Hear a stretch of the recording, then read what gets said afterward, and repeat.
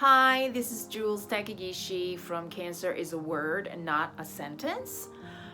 Today I want to respond to a question I saw posted in the cancer support group that I'm a member of in Facebook. And it's about how to deal with the emotional side of fighting cancer. So 22 years ago, my late husband was diagnosed with 2 brain tumors, and he was given less than 2% chance to live past 2 years, but he actually defied that and lived for 16 years.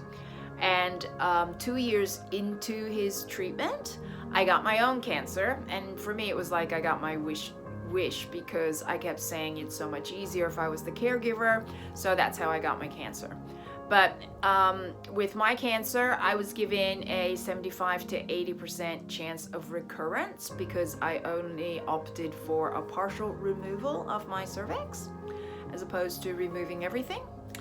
But that hasn't happened yet for 20 years, and that's why I finally came out of the woods to share my experience, because I hope that my story or our story could help someone out there feel that cancer is actually a word and not a sentence today.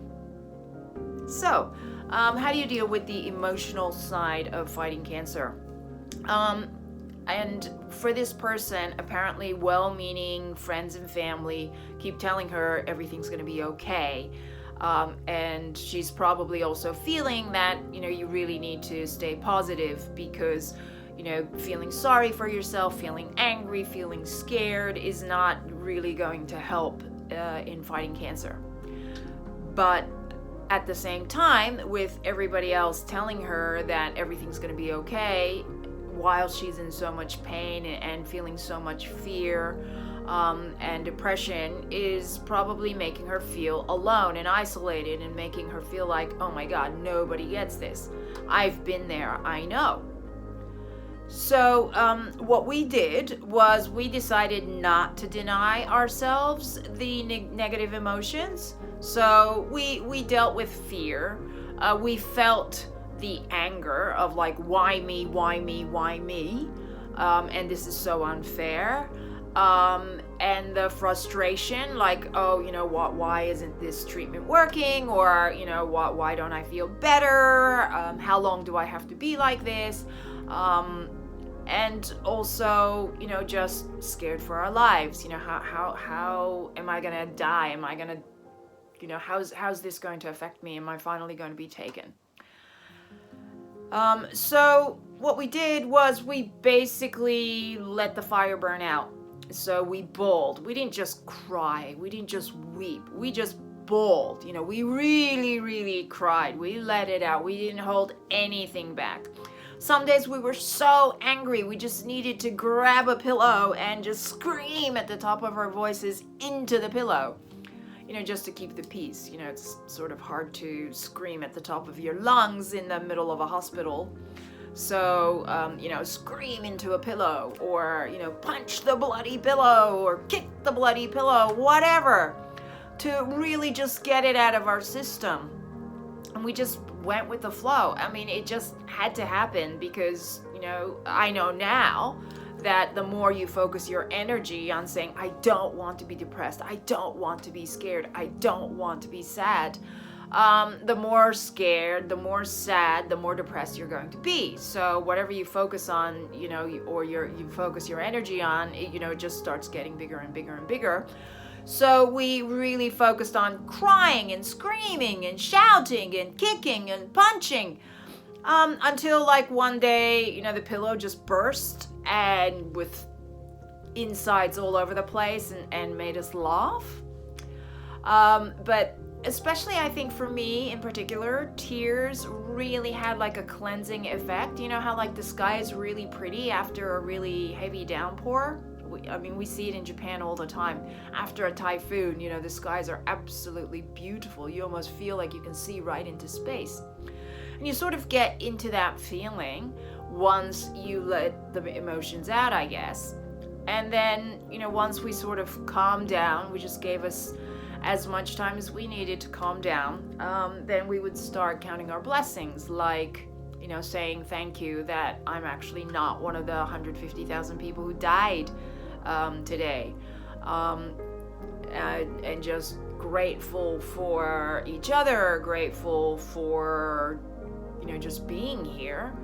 And, it got to a point where we could almost be grateful for the pain, because if we were dead, we wouldn't feel it. And, to actually be able to feel it meant that we're very much alive. And obviously, we wanted to feel alive in different ways.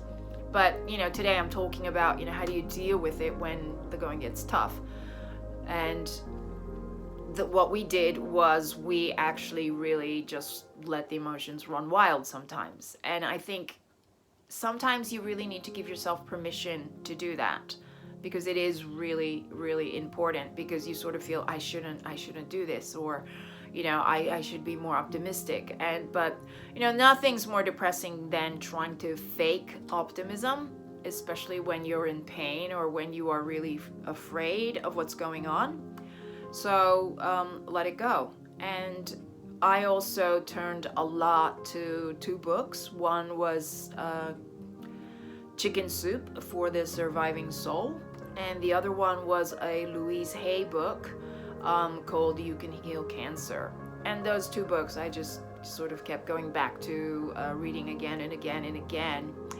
And, especially in Chicken Soup, there was a line that said, for every type of cancer, there is a survivor. For every type of cancer, there is a survivor. And that was really powerful to me. In addition to the phrase, cancer is a word, not a sentence, which is the title of my channel.